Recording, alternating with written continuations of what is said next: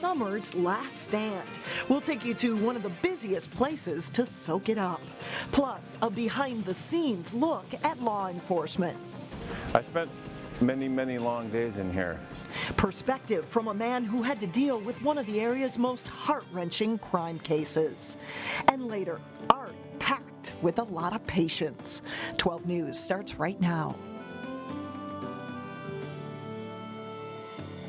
Hello, and thanks for joining us. I'm Alexandra Renslow. And I'm Mike Johnson. It is a hot, sticky day here in the Northwest Metro as Labor Day weekend has begun. So is this the final summer blast of the season? Many campers think it might be. Eric Nelson takes us to one of the busiest places in the Northwest Metro. Can you believe it? It's a last hurrah. Labor Day weekend is summer's last stand. Soon, sauna-like heat gives way to snowy days and frigid cold, which is one reason to... Party in a Winnebago. Yep, this is a pinnacle camping weekend. We have a few tent sites left, is about it. For the Winnebago crowd. There's not a lot of campgrounds in the metro area, so the campgrounds that are here, both state, private, are really full. Labor Day is one last chance for RV Nation to grab a slice of summer. It is, and we're not going south this winter, so this is our last hurrah. We'll probably store this in October. It's just good. It's our little cabin, and we get to take it wherever we want. Campgrounds are part of the U.S. fabric and a good place to soak up the final days of summer. But soon the RVs and campers will vanish. Labor Day weekend is the unofficial end of summer, and then fall is here immediately, and pretty soon we're closed. Another sure sign that summer is coming to a close is that this pool here at the KOA campground in the Northwest Burbs will be closing down next week. It's all kind of bittersweet.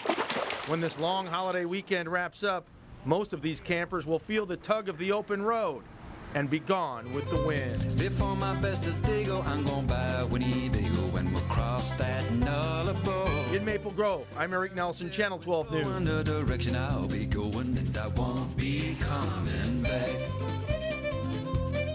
The KOA in Maple Grove has 160 spaces, and approximately 158 will be occupied this weekend. And when you head back to work after the Labor Day holiday on Tuesday, there will be new obstacles in the 494 construction project in Maple Grove and Plymouth. Beginning Monday night, the ramp from 694 to southbound 494 will close for more than 1 month. The detour is to take Highway 169 to the south. Also, look for new ramp closures on 494 down at Bass Lake Road. Those will close on Tuesday morning. The work is part of a 2-year project to add a third lane to Interstate 494. There has already been one tragic accident on the water during this extended holiday weekend. The Hennepin County Sheriff's Office is investigating a death from a boating accident on the Mississippi River. It happened near Mississippi Point Park in Champlin late Thursday afternoon. Authorities say a boat capsized and witnesses pulled a male victim to shore and started CPR. The man died. His identity has not yet been released. Violent crime in Hennepin County has taken a turn for the worse during the first 6 months of this year. New numbers from the Hennepin County Sheriff's Office say violent crime, including murder, rape, and robbery, is up 8% countywide. Homicides have increased by 37%. Sheriff Rich Stanek says it's a red flag and urges community leaders to prioritize public safety. One bright note in the report, property crimes like burglary and thefts dropped 5%. He's been a police officer in the Northwest Metro for more than 20 years. Mike Meehan served as a police officer in Golden Valley before becoming the deputy chief in Crystal. He's now leaving to take a gig in another city. Here's reporter Sonia Goins with more. I just really got to meet and work with a great group of officers here, a dedicated citywide team. Deputy Chief Mike Meehan has worked for the Crystal Police Department since 2013. This is my office. It's a working person's office. Before packing up his things, he gave us a tour. This is our investigative office, and it's in a little bit of state of remodeling. Meehan then led us downstairs. This is our intoxilizer room. So if you do get pulled over for drinking and driving, you stand back here. And then he showed us a place no one wants to end up. Hi. Help! There's Julie Severson. She's one of our crack investigators. He's pretty goofy. It's gone to her head a little bit. I think we're probably going to miss him some days, yeah. The tour then took a serious turn. This was our command post in the Barway Collins case. The Barway Collins case took a toll on the Crystal Police Department. I spent many, many long days in here. Officers searched for more than a month, looking for the person who killed 10-year-old Barway Collins. Barway's dad, Pierre Collins, later confessed. And I had a son that's about the same age as Barway, and it gets you a little bit, but you know, we have to be professionals and follow through with our job. While the deputy chief is known for his serious side, Hey Mark, can you come and say something nice about me? his coworkers say he's a funny guy. Mike has a sense of humor that's very fitting for the job and is much appreciated by his coworkers. Deputy Chief Mike Meehan is leaving the post to be the South Lake Minnetonka police chief. While he says he's excited, he's going to miss the folks here in the Crystal Police Department. I'm gonna miss them. They're good people to work with, and they're fun, but they know when to take their job seriously. In Crystal, Sonia Goins, 12 News. Meehan also has an interesting hobby. When he's not on the job, he raises chickens, and his last day on the job in Crystal is September 11th. A visit to Hy-Vee's new grocery store in New Hope could also include a quick health checkup. North Memorial Healthcare will operate an in-store clinic at the Hy-Vee on 42nd Avenue. You can receive walk-in treatment for common illnesses like strep throat, ear infections, and the flu. And the New Hope Hy-Vee grocery store is expected to open in a couple of weeks. North Memorial is also building a new family practice clinic next to the grocery store. That facility is expected to open in February. For those with the hereditary disease of sickle cell anemia, blood transfusions help keep them alive. That means that blood donations are critical, and one Robbinsdale family knows the importance firsthand. Donated blood is liquid gold to him. It is really what has saved his life multiple times. He's had many transfusions over the years, and if it were not for good, healthy blood and great matching by Memorial Blood Centers, he wouldn't have the life that he has now. Ray Blaylark's 19-year-old son Trey was diagnosed with sickle cell disease at 2 weeks old. He's relied on blood donations throughout his life, and it's important there are enough people giving blood that match his ethnicity for a compatible transfusion. It's the reason Memorial Blood Centers and North Memorial Medical Center are increasing awareness among the African American community, where the inherited sickle cell disease is most prevalent. Sometimes it's taken for granted that blood's kind of always in supply, and why do I have to come down and donate? Actually, it isn't, because there could be something unique about your blood product that you don't even know yet, that you could be a very special donor. As the blood donor pool ages, a wide diversity of donors is key. Sickle cell disease is being found in other ethnic groups, people specifically from India, Latin America, the Mediterranean, and Middle East, where malaria is present and the risk of carrying the sickle cell gene increases. Every time someone gives blood, Ray Blaylark is grateful. The need is constant. If not someone with sickle cell, if not my son, there's someone else that needs blood. About 1 in every 500 African American kids is born with sickle cell in the United States. Coming up, seeds that sprout into amazing works of art. And then later in sports, Wayzata takes on Benilde St. Margaret's in a matchup of strong girls tennis teams. But first, crank up the AC. This weekend is going to be hot with a chance for storms.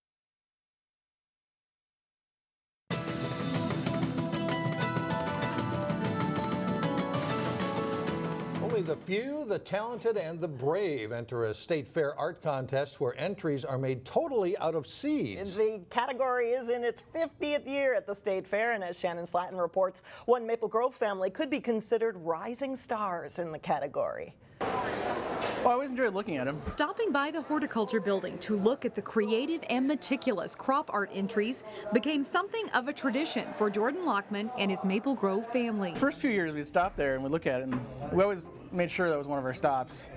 And then when we were like, why don't we just try it? So 4 years ago, the landscape architect, who was an art minor in college, started researching. I mean, the one that wins is if you individually place each seed. Jordan started out using up expired garden seeds.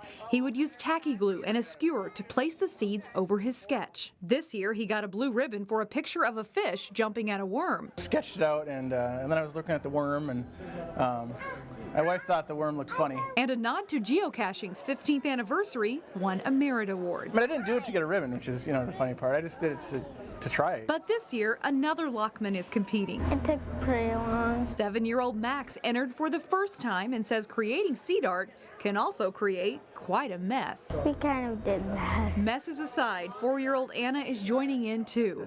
For the Lockman family, creating seed art is also a way to create quality family time. It's really easy for us to get busy with life, and this is something we can do at the table together and make a giant mess every once in a while. In Maple Grove, Shannon Slatton, 12 News.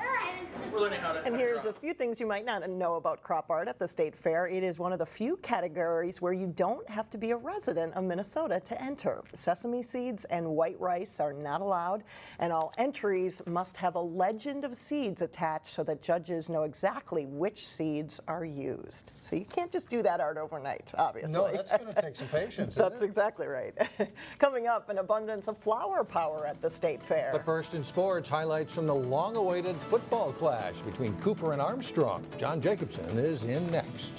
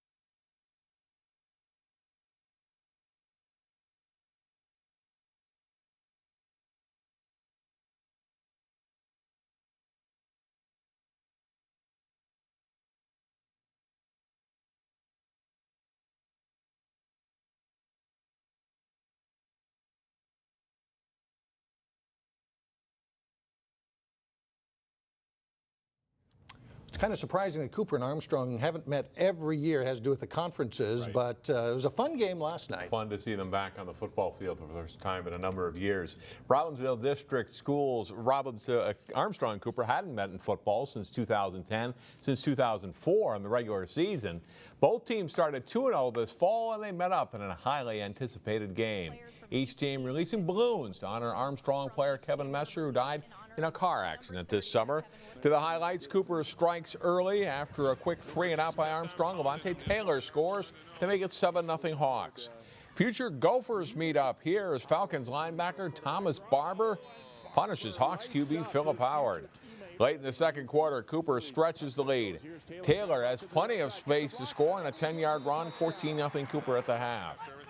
After a long kickoff return by Howard, he shows his elusiveness and speed, stepping around the rush and hit full stride down the sideline as a 33-yard touchdown, and Cooper leads 20-0.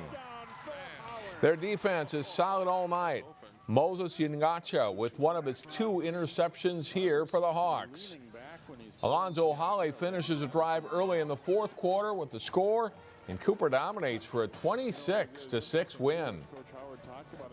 It was a big game for us. We came in knowing it was a big game, knowing we wanted to get the W, came in with good composure, good discipline, and we just wanted to show that we can come out on top. Champlin Park was 1-1 through the first 2 games. The Rebels hope to knock off District 11 rival Coon Rapids Thursday night. Romelo Atkins gets free here and drives Coon Rapids tacklers on a 19-yard run. Sets up a touchdown by Atkins, and Champlin Park leads 7-0 after 1. Some big plays on defense. Riley Altonen with a nice catch for the interception. The halt to Coon Rapids drive, and it's still 7-0 at halftime. Champlin Park gets the bounces too. Blake Anderson's field goal try off the upright but falls through to make it 10-0 Rebels in the third. Fourth quarter, Chad Costello throws it up for Eldridge Joyce, who wins the battle for the ball to make it 17-0. Champlin Park wins it 19-8. Also Thursday night, Osseo gets tested by Anoka, but the Orioles win 27-21 to improve to 3-0. Demario Armstrong caught 2 touchdown passes for Osseo. Maple Grove wins its second straight, beating Edina 34-16. Isaac Collins had 3 touchdowns for the Crimson. Totino Grace is also 2-1 after beating Andover 34-24 at Andover.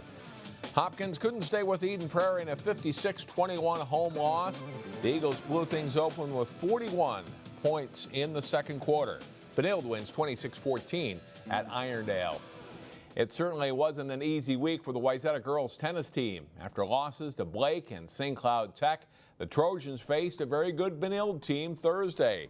Sam Stevenson serving at 1 singles for Wayzata. Frankie Trella rips the return winner for the Red Knights.